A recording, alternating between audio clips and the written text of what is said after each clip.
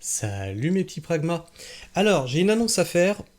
Théoriquement, demain, je dois sortir une vidéo d'un témoignage d'un collègue maraîcher. Je vous avais dit qu'autour de moi, il y a énormément de maraîchers qui ferment. Et bien là, ça sera un de plus. Un de plus qui, peut-être, ferme dans les 2 mois, faute de pouvoir se loger décemment. Et oui, après avoir eu l'autorisation de sa mairie de construire sa maison, ça a été cassé par sa préfecture, il me semble. On va lire tout ça ensemble, on va étudier tout ça ensemble. Et je vous demanderai, si vous êtes agriculteur ou maraîcher, d'intervenir dans l'espace commentaire pour expliquer si vous avez eu des solutions ou vous avez connaissance de personnes qui ont pu construire. On va étudier le dossier, vous verrez, sur une terre agricole.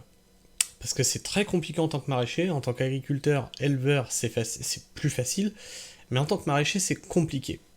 Et là, il est dans une situation vraiment un petit peu casse-pied. Après des années de loyaux services, on lui autorise à construire, et puis après c'est cassé par la préfecture, donc on verra ça ensemble. Je vous sors cette vidéo demain, et je vous demande, les amis agriculteurs et les amis maraîchers, vraiment d'être présents sur cette vidéo demain, qu'on va certainement faire en 2 volets, parce que le dossier est assez gros, pour essayer d'aiguiller cet ami, parce que c'est un ami, vers une solution. C'est-à-dire que là, il est en pourparlers avec son préfet, il rencontre pas mal de personnes, et s'il y a des textes de loi, des choses comme ça qui peuvent l'aider, on est preneur. Si vous êtes pareil dans les lois, hein, si vous êtes, je sais pas moi, avocat ou juriste ou je ne sais quoi, eh bien, on étudiera ça et vous nous direz s'il y a moyen de faire quelque chose. Enfin bref, vous savez que si j'ai mon casque, c'est qu'il va se passer quelque chose. On va traiter de l'actualité Twitter. Donc je tourne cette vidéo, on est vendredi soir, j'ai planté mon ail et je suis crevé. Mais c'est pas le sujet. On va étudier l'actualité et là, Twitter est à feu et à sang. On va allumer le casque. Ah, mais il était déjà allumé. Bon, on va le réallumer. Voilà. Et donc, hier, une dinguerie qui a été dite par notre cher Darmanin. Alors là, quand j'ai entendu ça, je me suis dit, soit il se chie dessus, soit en fait, le plan se déroule exactement comme ils l'ont prévu, et ils sont en train d'attirer les agriculteurs dans un piège. On va s'écouter ça.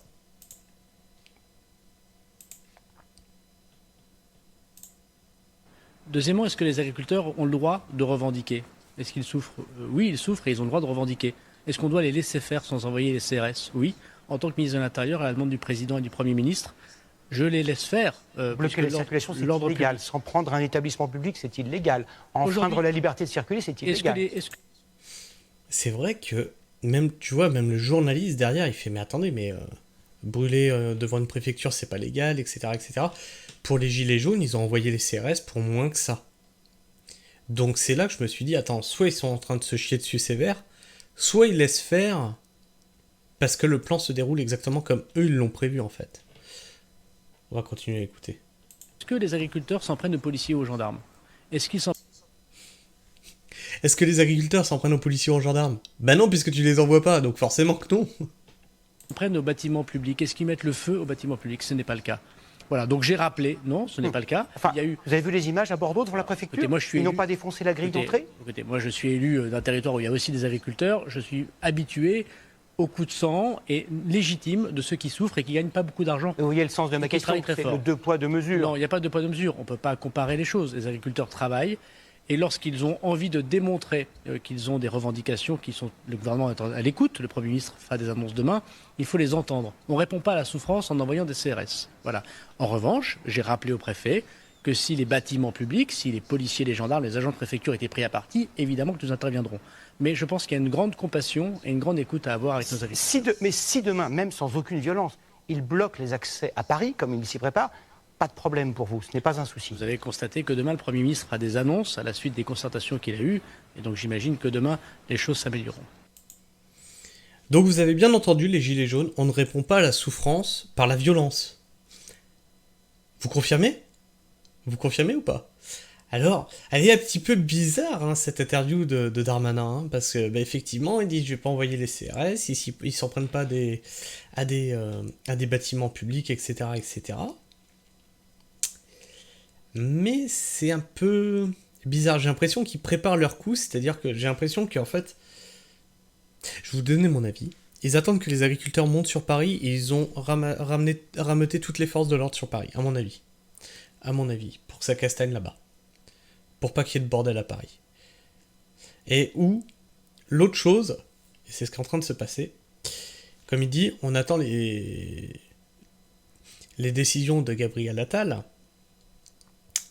sauf qu'il pensait pouvoir enfumer le monde agricole, et puis que ça allait, allez hop, tout le monde rentre chez soi, et puis c'est terminé. Sauf que ça n'a pas l'air d'être le chemin que ça prend.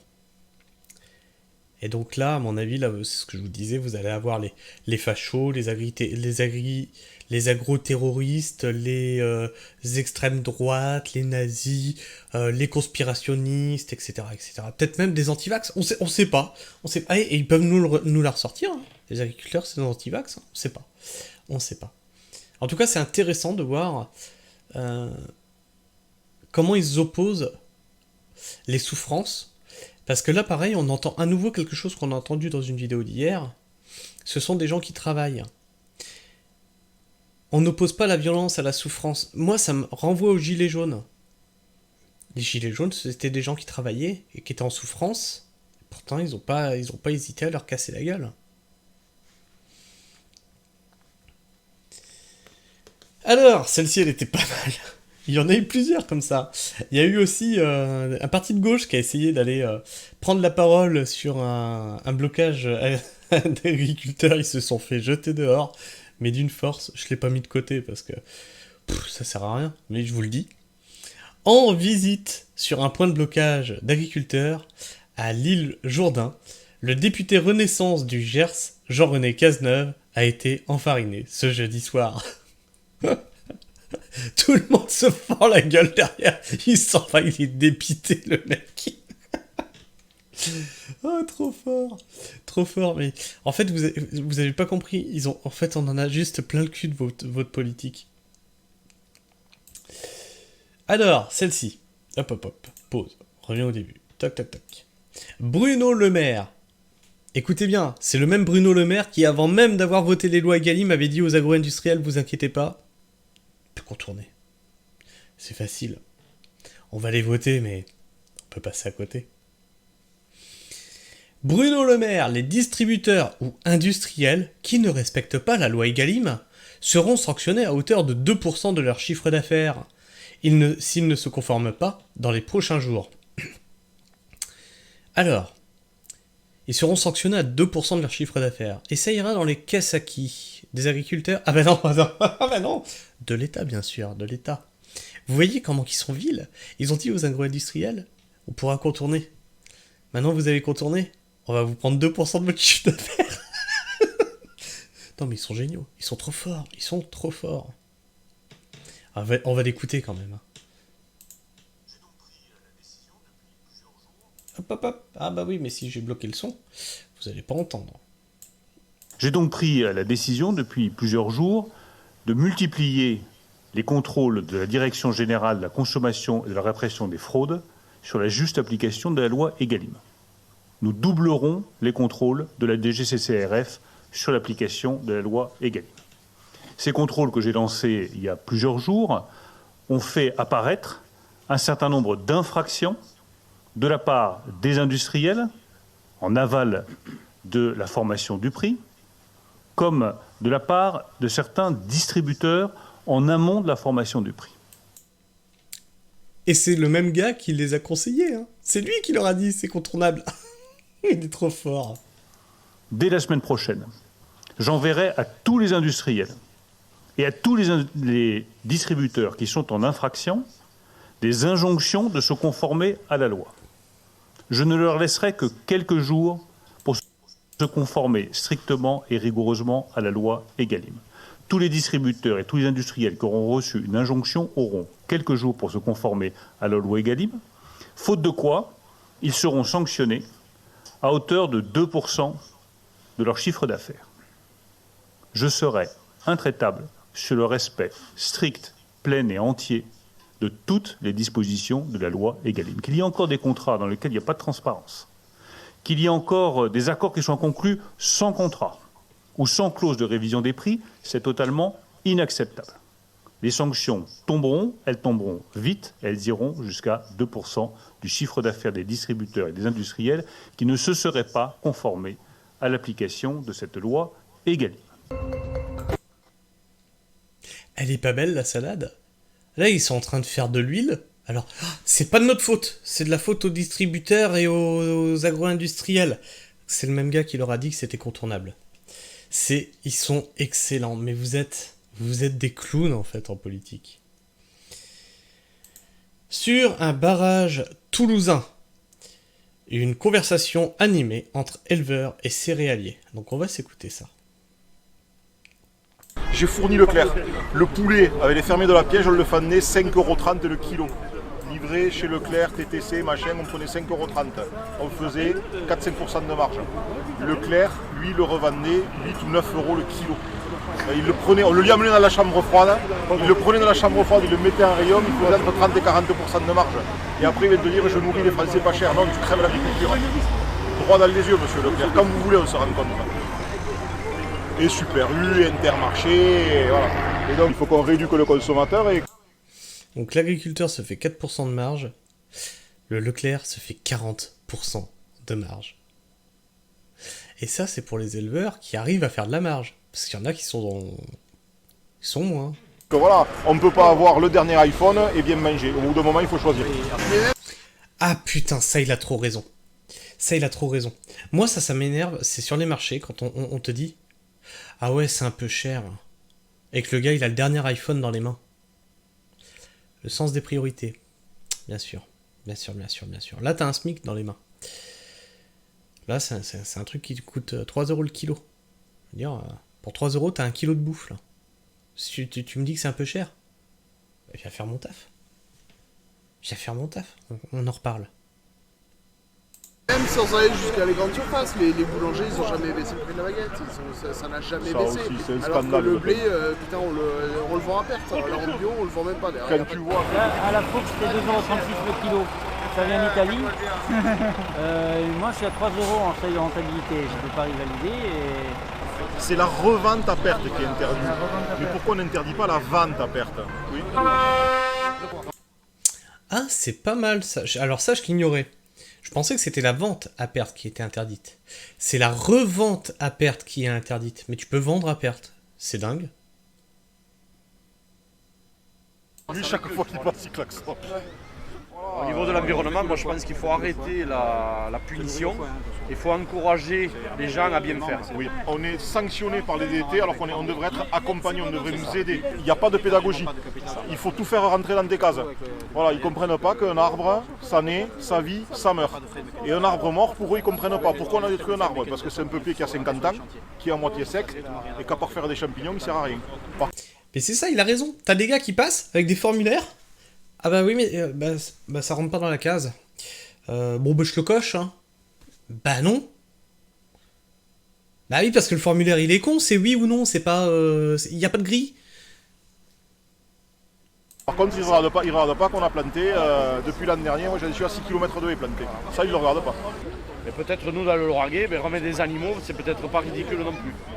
Oui, mais le problème, c'est qu'ils te disent tous, là, les pauvres animaux, machin. Les animaux ont plus de droits que les humains. Les humains, t'as le droit à l'avortement, t'as le droit de les tuer, ils ont le droit de se tuer à la fin de leur vie s'ils veulent. Les animaux, tu fais ça, tu te fais défoncer la gueule, quoi. Oui, c'est n'importe quoi. Et on veut plus d'élevage en France. On n'en veut plus. Non, il y a très peu de personnes. C'est pas possible. Il y a très peu de personnes. On veut plus manger de viande. Non, ça, c'est pas... Ça, je vous l'ai beaucoup dit sur cette chaîne. Hein. Que vraiment on poussait les éleveurs dehors, on les pousse à bout pour qu'ils dégagent quoi. Je vous l'ai beaucoup dit sur cette chaîne. C'est insupportable en fait. Parce que c'est une volonté politique. Voilà, on vit de bouts de chandelle, on vit de petits trucs. Tu pars 3 jours et t'as l'impression d'avoir pris 9 mois de congé alors que t'es parti que 3 jours, quoi. C'est un week-end, quoi. Bon, ben ça y est, on a fini le déprimé. Il a trop raison. Alors des fois, je vais vous expliquer pourquoi je rigole. Notre dernier marché de la semaine, il est le samedi matin. Il se finit à 1h. Quand on rentre manger, il est 1h, le temps qu'on décharge tout ça, tu vois. Donc on est à peu près à 15h, on est un peu tranquille. Quand on se prend le samedi après-midi et le dimanche, oh là là là là là là, c'est une folie. Oh, c'est une folie, on est parti en vacances, là.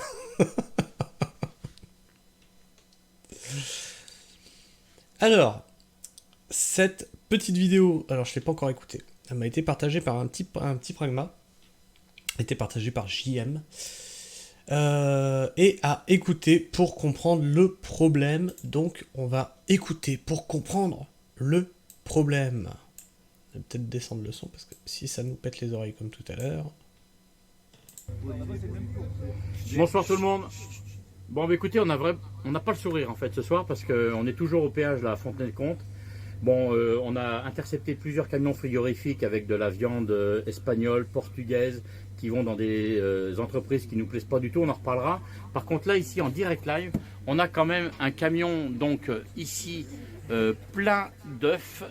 Donc voilà, donc des œufs qui viennent du Portugal, c'est bien ça, et qui s'en vont dans une entreprise vendéenne, que je tairai le nom malgré tout. Et puis tout ça parce qu'en fait on n'a plus de possibilité de produire des œufs en cage en France. Par contre ça vient du Portugal. Alors il me dit effectivement le chauffeur que ces œufs sont bons, on veut bien le croire, mais nous entre-temps les producteurs d'œufs... Très bonnes. Oui, très bonnes, ouais. Sauf que les producteurs d'œufs de la France, eh bien, ils crèvent la dalle. Donc il est là le problème, parce qu'en fait, vous voyez tous là, eh bien, on est tous en train de crever la dalle parce que les producteurs d'œufs ne peuvent pas produire comme ils veulent en France, et ça vient du Portugal, inondé, pour faire en plus de la... Et même si les producteurs d'œufs pouvaient produire, parce que là, en vrai, on peut vraiment plus produire, c'est tellement soumis à normes, à machin, à truc, que tu dois faire tellement d'investissements que tu ne peux pas être compétitif, en fait. Tu ne peux pas. Tu ne peux pas. Donc on fait venir ça des pays étrangers, donc ça vient en camion, vous avez vu, ça brûle du gasoil. C'est écologique, ça. Hein. C'est vachement écologique. Plutôt que d'acheter directement sur notre territoire. Mais c'est affligeant. On a tué l'élevage. Parce que tous ces mouvements spécistes, antispécistes, là, machin et tout, ont tué l'élevage. Faire des œufs en France, c'est une catastrophe. C'est un casse-tête administratif. Pour de vrai. Ils vont jusqu'à vérifier que ta cage a la bonne inclinaison. Je crois que c'est 13%. Pas 12, pas 14. 13. Brioche. Donc ça, c'est ça qui nous agace. Alors il y aurait plusieurs solutions maintenant. C'est de vider le camion. Mais on est assez intelligent pour pas le faire, même s'il y a des jeunes qui seraient prêts à le faire, et ils auraient raison parce qu'ils sont remontés comme des pendules. Donc on va montrer notre intelligence, c'est-à-dire de pas le faire. Donc les œufs vont y aller, parce que le pauvre camionneur, il y est pour rien. Mais je peux vous dire qu'on en a gros sur la patate. Parce que tout ça, parce qu'on n'a pas le droit de produire. C'est ça les normes. Et vous comprenez qu'il y en a marre de ça. Il y en a marre. Alors, je vais les refaire voir, ces œufs portugais, là, qui sont bons, là. Vous voyez, le camion, là. Combien de tonnes, là? Combien de tonnes tu as, là? Combien de tonnes? 20 tonnes. 20 tonnes. 20 tonnes d'œufs qu'on n'a pas le droit de produire chez nous, qui vont aller là-bas, dans le nord de la Vendée. Eh bien, il y en a marre. Donc, c'est pour ça qu'on manifeste. Parce qu'à un moment donné, si on ne veut pas payer tout ça, bien voilà ce qui arrive. Les Portugais, ils sont là. Bon, je vais te souhaiter une bonne nuit parce qu'on va pas t'embêter. On aura l'intelligence de ne pas vider le camion parce qu'on se ferait plaisir à vider ces camions d'eau. On ferait une belle omelette, on serait content, mais on va pas le faire. Mais il y en a ras-le-bol. Voilà, écoutez-moi, messieurs les décideurs, c'est ça qu'on veut pas. À d'autres endroits, ils ont été moins calmes que ça. Ils ont vidé des camions. Ils sont à bout, les gens. Là, ils sont à bout. Donc c'est la même vidéo. On a notre ministre de l'Agriculture, Monsieur Marc Fesneau, qui nous dit le fameux mot que je vous avais dit qu'ils allaient nous marteler. Le ministre de l'Agriculture et de la Souveraineté Alimentaire, j'appelle à une forme de patriotisme agricole. ils passent leur temps à chier sur la France. Ce gouvernement, je rappelle, monsieur Macron, il n'y a pas de culture française. Ce sont ses mots. Ils passent les Gaulois réfractaires. Ils passent leur temps à chier sur notre culture, à vomir leur haine de la France, et aujourd'hui ils se cachent derrière une forme de patriotisme agricole. Ben faut aller au bout des idées alors. Sortez de Bruxelles, sortez de l'Europe. Allez au bout. Alors, je vais pas me prononcer, je vous laisse vous prononcer dans les commentaires sur cette vidéo. Parce que je comprends leur colère en fait. C'est devant un Leclerc, donc vous avez entendu ce qu'on a dit de Leclerc, hein, qui te donne 4% de marge ou tu vends à perdre, de toute manière il en a rien à foutre, et eux vont se faire 40 à 50% de marge sur ta production. Donc ça c'est un parking de Leclerc, donc on va voir ça. Ils vont planter du chardonnay là, Leclerc, la semaine prochaine, il est en train de préparer le champ.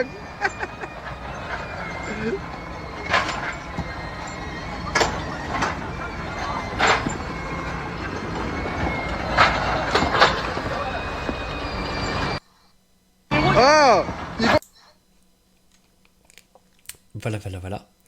Alors, celle-ci qui n'a pas été comprise par beaucoup d'entre vous. Beaucoup disent, oui, mais vous avez cramé un bâtiment qui vous nourrit, etc., etc. Donc, il va falloir que je remette du contexte.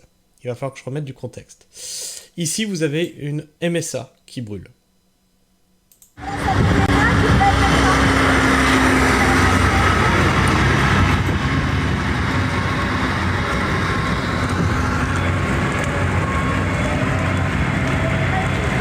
Là c'est fini, il va y rester que les 4 pylônes.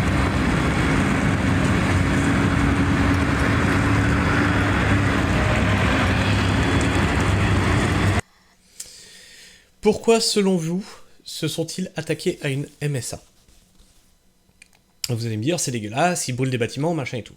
Alors, la MSA, le monde agricole, c'est pas pareil que vous êtes salarié, vous avez la sécu, etc. La MSA, c'est elle qui gère tout ce qui est nos retraites, notre sécu, etc., etc. Mais pas que. C'est-à-dire que c'est aussi, tu as des charges sur ton exploitation rapport à la MSA. Et ces charges sont parfois tellement énormes qu'elles font couler des boîtes, d'accord? Là-dedans, tu as des improductifs du monde agricole. Avec quel argent ils sont payés? Ben, l'argent des charges qui sont pris sur les agriculteurs qui n'arrivent même pas à finir les fins de mois. D'accord? Ensuite, leur retraite, par qui elle est payée? Et par les agriculteurs, qui eux devront bosser jusqu'à 67 ans, avec du boulot à 70 heures, pour payer les retraites de ces messieurs-dames de la MSA. D'accord, jusque-là ça va. Il faut combien d'heures semaine? 35, d'accord. Un agriculteur, ça fait combien d'heures semaine? 70. Le salaire, il est de? Ok, vous commencez à comprendre? Alors, on pourrait se dire, ok, mais ça c'est normal. Oui, c'est normal. Mais est-ce qu'il facilite la vie administrative des agriculteurs? Mais pas du tout. Si vous pensez que dans le privé, vous avez affaire, enfin dans le public, hein, parce que c'est les administrations publiques, vous avez affaire à des personnes qui ne comprennent rien et que c'est un dédale administratif, ne vous mettez jamais dans l'agriculture. Vraiment, mais vraiment. T'as des papiers que tu dois renvoyer en 10 exemplaires. Et ensuite, ils t'envoient des trucs, et puis ça correspond à rien de ce que tu as déclaré 10 fois de suite. Tu l'as déclaré 10 fois de suite parce qu'ils ont paumé le dossier, ou il manquait un truc, ou... Bah, ils ont paumé, quoi, parce que s'il manquait pas un truc, tu l'avais envoyé. Tu l'as déclaré 10 fois de suite, ils te renvoient un truc qui n'a aucun rapport. À chaque fois, tu passes ton temps à faire des courriers à cette foutue MSA. Alors, dans la MSA, il y a aussi des gens très bien. Il y a des gens très bien qui... c'est plus le service social MSA, genre les assistantes sociales, parce que vous avez des assistantes sociales qui sont du domaine, du domaine public. Nous, dans le monde agricole, on a des assistantes sociales MSA. Et là, pour le coup, ça, c'est des personnes qui sont très bien. Mais en majorité, vous avez ça derrière. Vous voyez. Donc, pour comprendre pourquoi ça a été visé, voilà. C'est aussi, ça fait partie de toute la logistique lourde qu'il y a derrière l'agriculture. Donc c'est pour vous expliquer, c'est pour vous aider. Je vous dis pas de me dire si c'est bien ou mal, c'est pour vous aider à comprendre. Énorme manifestation de tracteurs sur la plage du Touquet, résidence secondaire de Choupinet 1er. C'est plus posé. Ouais, où ça a été... Les traces sont faites.